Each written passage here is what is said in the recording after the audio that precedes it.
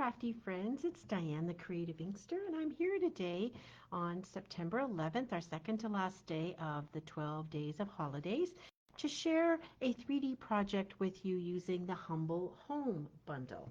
That's in our new September to December mini catalog on page 46, so right here. And there's some cute cards and tags that you can make with this. But I love to use anything with punches in 3D projects. And so that's the item I have to share with you now. This is being pre-recorded as I'm sadly at work today. So wanting to bring you some fun and some more projects during this 12 days. So here we go. Here in this project, we're going to use the Humble Home punch, which has the house and a heart, a circle at the top so you can make tags with it out of what you punch out, and then this square piece, which I have seen people use. I think it's for the windows in this, but I haven't used it enough to know that yet. And it has a stamp set, but we're not using the stamp set in this project. So every month I teach a class at our local community center. It is for persons with disabilities, those with acquired brain injury, those who have been clients of the program for their adult years.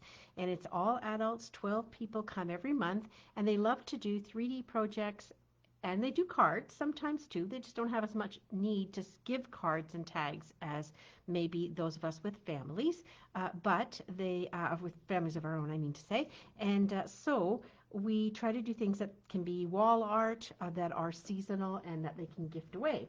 So when I saw this punch that is a house, I totally knew I could do all kinds of things around home. And so this is my project for September. We are making this on the 16th. And I'm excited. So this is my first sample. I'll make one with you here live, so I'll have a second sample to put on the second table where my folks gather for this class. So let's get started. The items we need to make this are the following. So I've got a piece of cardstock, which is real red. Could be any color choice that you have. It's 8.5 by 11. And I'm going to mount it onto one of these canvases just from my local dollar store. It fits fairly well, and it means that then they can stand it in the corner on a shelf. Sometimes we do them in the landscape orientation. So I did use this idea several different times throughout the number of years that I've been doing it. Or they can put it and hook it up somewhere if they want to. So we're going to set that canvas piece aside because that's kind of the last piece. All right, here is our real red, and we are going to punch out a bunch of houses. We need 3, 4, 5, 6, 7, 8, 9. And so I cut these into 2.5-inch strips so that I had a little bit more easy to work with pieces. So we'll just go ahead and do that. I'm not overly concerned about the leftover bits that I'm going to have. It's always fun listening to this. Now, if I had been smart and had in some way created an even cutting zone here, I could have used this also on a card, and I may still do that. That piece is not too badly set up for that. So here we go. I have the floor all set to vacuum after this project. Those pieces out the way. And so that was 5, and we need 4 more.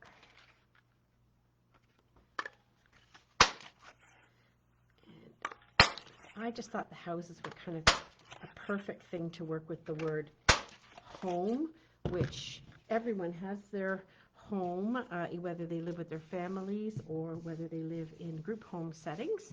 And so they have their own rooms usually in that. And then I did this part ahead of time, so I cut out of my sheet some more letters. This is from the Alphabet a la Mode set of letters, and I would be die cutting all of these for them. This group has persons with varying abilities. What they can usually easily do is stick things in places that have sticky on them already, or we work a lot with dimensionals. Uh-oh, I just knocked those ones down on the floor. I have to gather those.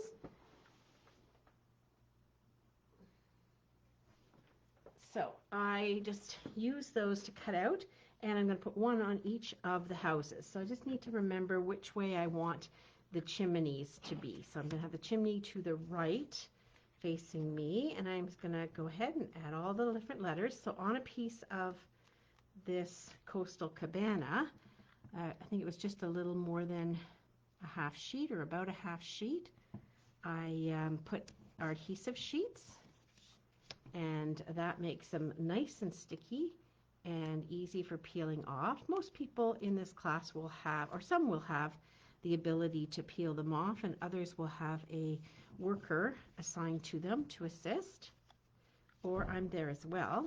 But with a class of 12, I'm usually running around in the hour or 45 minutes that we get together, helping everybody follow the instructions. We kind of do it piece by piece. So I will have all these letters die cut for them. In fact, sometimes I use the older, larger ones. They're a little easier for this group to get their hands around than these thinner ones. But what's great about these ones, they have the adhesive sheet on them, is if it tears, you can just easily push it back into place where it needs to go. Same for everybody who uses them. Where were the sticker sheets years ago when I did scrapbooking and we did all of these die cuts for letters and we were trying to glue them? I tell you, it was a challenge, definitely.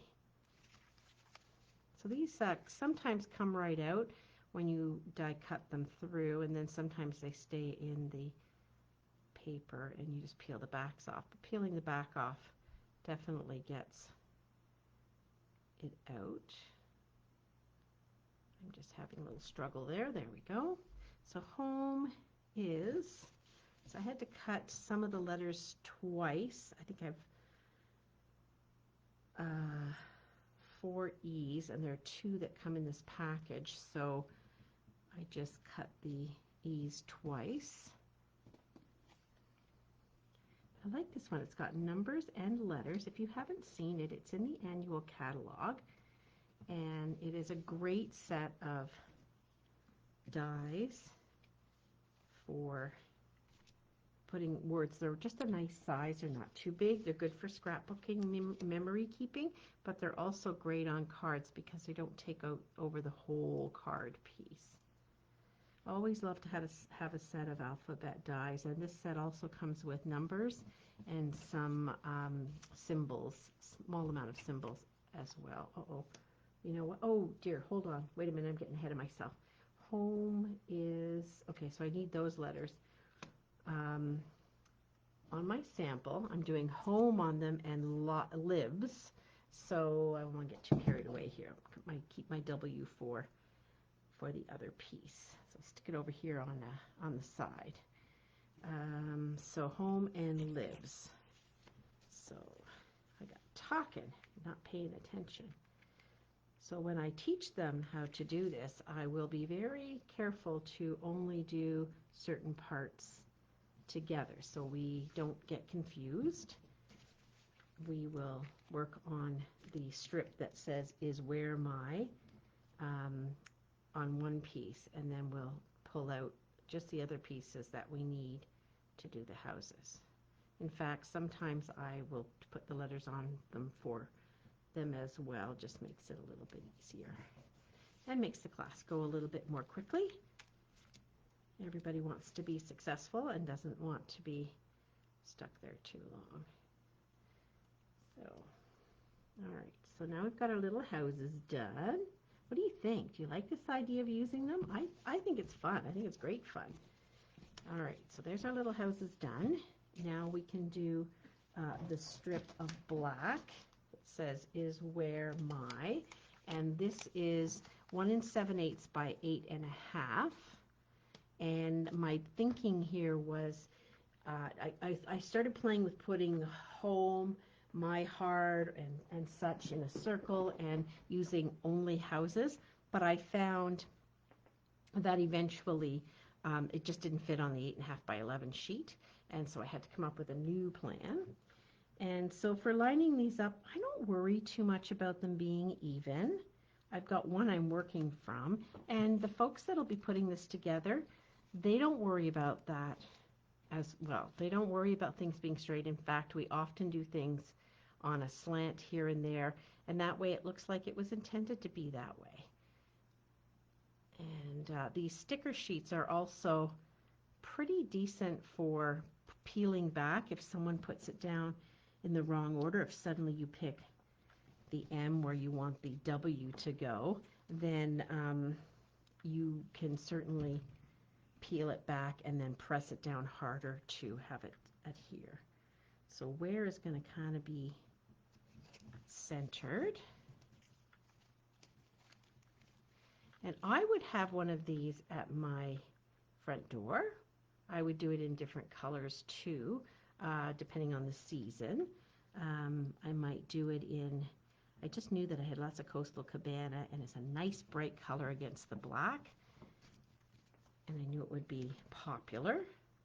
But you could do this for a seasonal way. If you did the letters and the words in a more neutral color, you could change up the centerpiece a little bit. And I'm getting a little bit into my next project, which I'm going to post for you today as well, that has an interchangeable component to it. That's kind of fun. If you have like a little side table or a little table that you put maybe your keys on or your water bottle when you walk in the door, it's kind of nice to have something that you can put up that's seasonal. Home is where? Almost there. I didn't want you to have to watch me die cut all these out. It went quickly though. It was not difficult at all.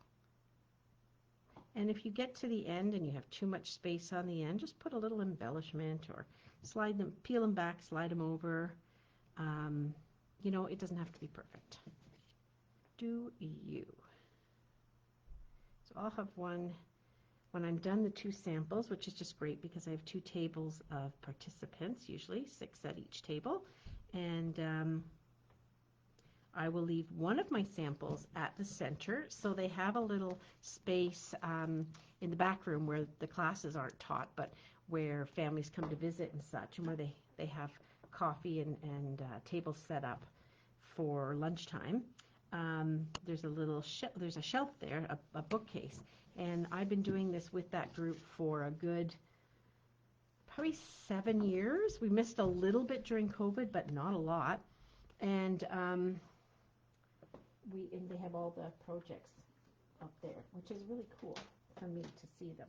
All right, so I'm going to look a little bit for positioning here. So once I have these all done, then we work with dimensionals. That works great for the folks, and just one on each is going to be enough. So I put one on the back of each. If you were doing this for yourself, you might want to put more. Sometimes I'll put 2 or 3, depending how big the layer is that we're working with. We do a lot with dimensionals because the group are quite dexterous to be able to peel the little backings off and know where things need to go. So let's get our letters lined up here. Oops, the E. It's like a little matching game. Okay. So we'll start with our H. I'm leaving a little bit, maybe half an inch at the top.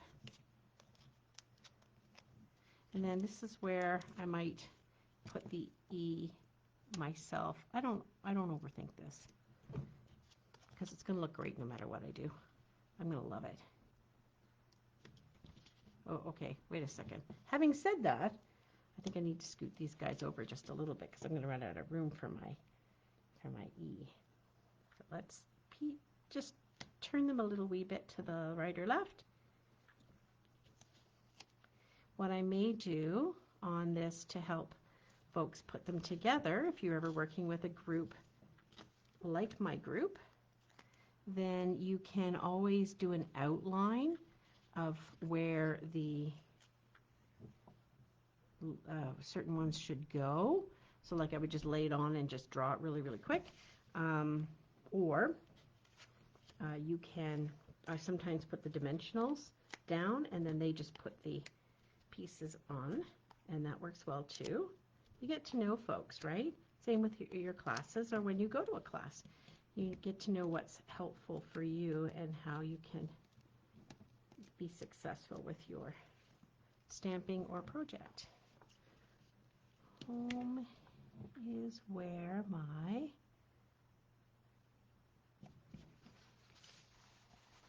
and then for the centerpiece, this heart is the only current heart that I have in my collection, and it's from the Hooray for Surprises stamp set. And here, one of the dies, and so that's the one I grabbed. And I have a piece of corresponding Coastal Cabana and my 2 3/8 inch punch. I'm going to punch that out. Just going to layer this stuff up. This was a deckled circle. It could most easily have been done with a punch circle. I'll put a couple of dimensionals on that. Pop it on, and then we're going to get a heart on there, and they love dimensionals, so we will put a whole bunch. And I even have some leftover black hearts, which we could glue down as well around it because they pop a little bit. And put a couple on the circle.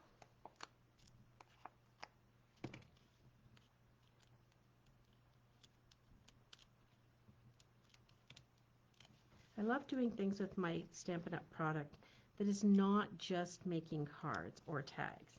I like to find other uses for it, and then it really makes my product go further.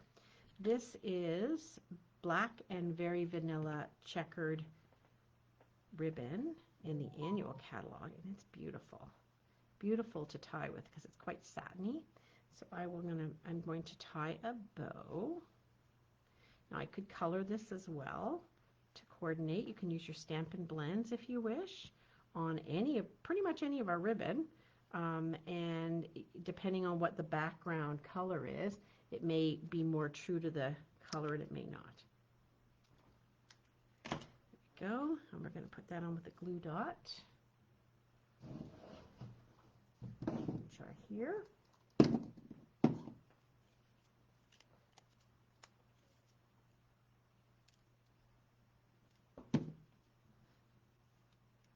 Go, kind of make it a little bit tighter. There we are. And then our last 5 letters. Oops, I already have them on. There we go. So I'm going to put the V at the bottom so it centers and gives me a reference point for the other letters. The I here. And then these are like on a little bit of an angle, but they nest really nicely.